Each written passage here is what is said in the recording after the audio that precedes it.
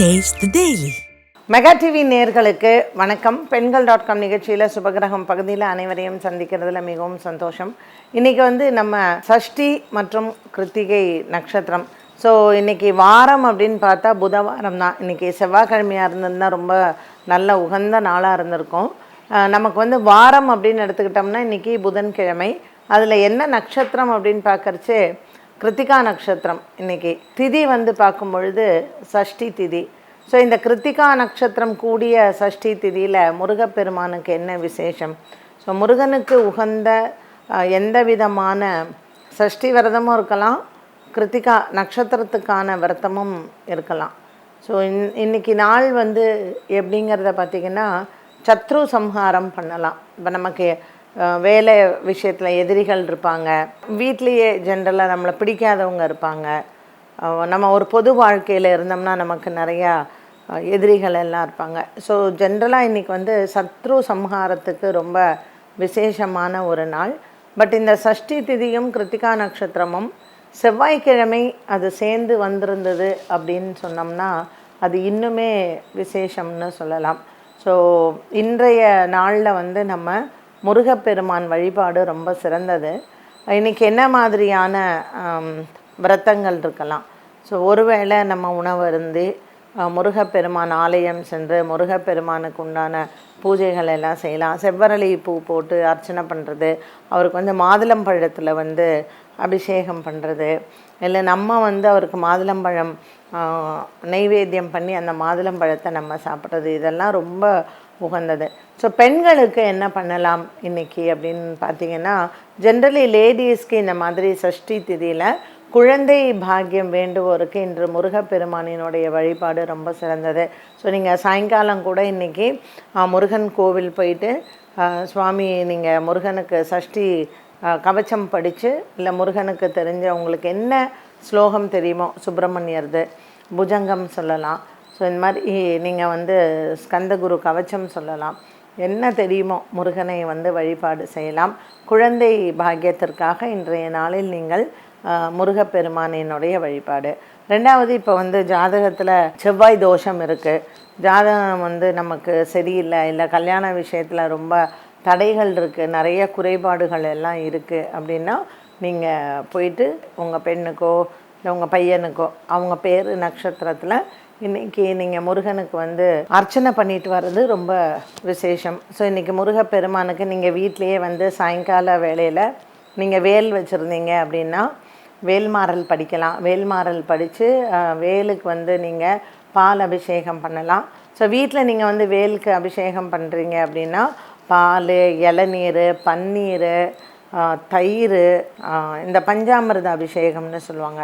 So 5 விதமான பழங்களை தேனில் கலந்து பஞ்சாமிர்த அபிஷேகம் நீங்கள் பண்ணலாம்.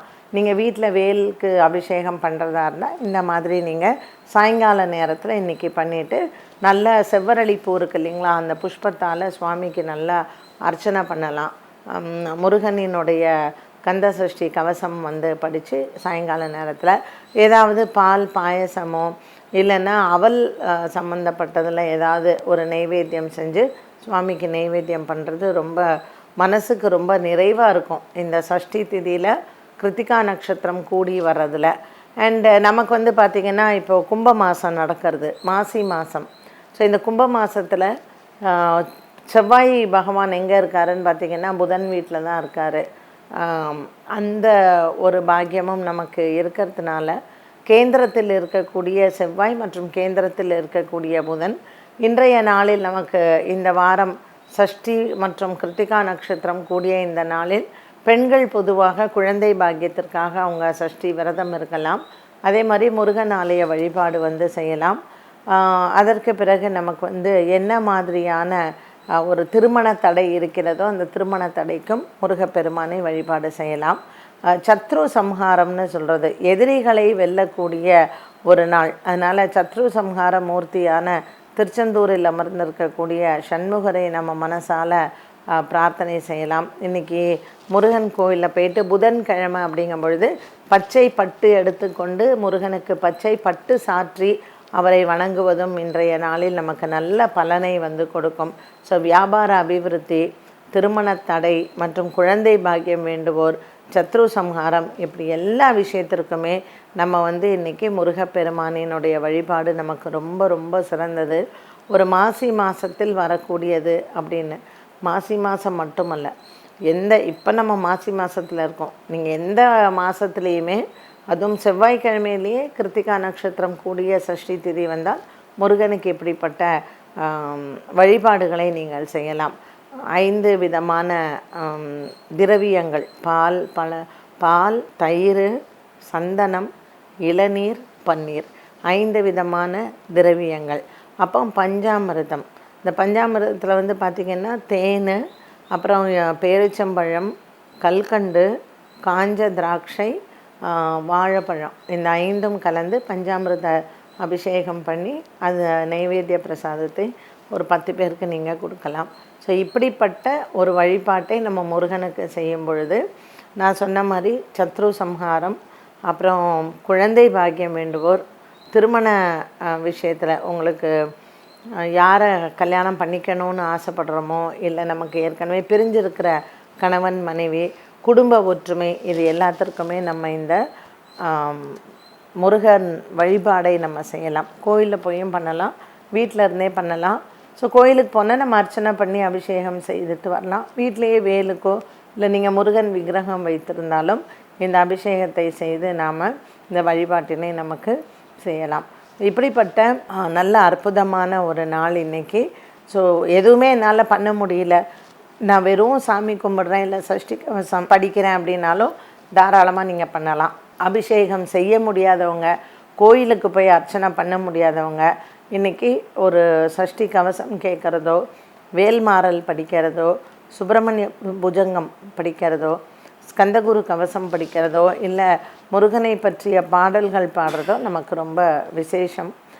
உங்களால் என்ன முடிஞ்சதோ அதை நீங்கள் தாராளமாக பண்ணலாம். ஸோ இன்றைய நாளில் முருகப்பெருமானினுடைய வழிபாடு நம்ம எல்லாருக்குமே நன்மையை கொடுக்கக்கூடிய ஒன்று தான். ஜென்ரலாக செவ்வாய்க்கிழமையில் நம்ம முருகன் வழிபாடு செய்வோம். இன்றைக்கி அதற்கு ஏற்றாற்போல் ஒரு நட்சத்திரமும் திதியும் கூடி வருவதனால முருகன் வழிபாடு இன்றைய நாளில் சிறந்தது.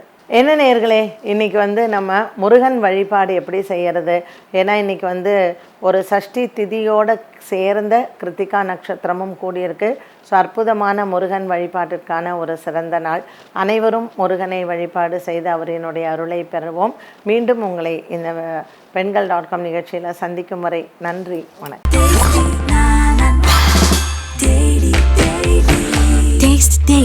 Taste the Daily.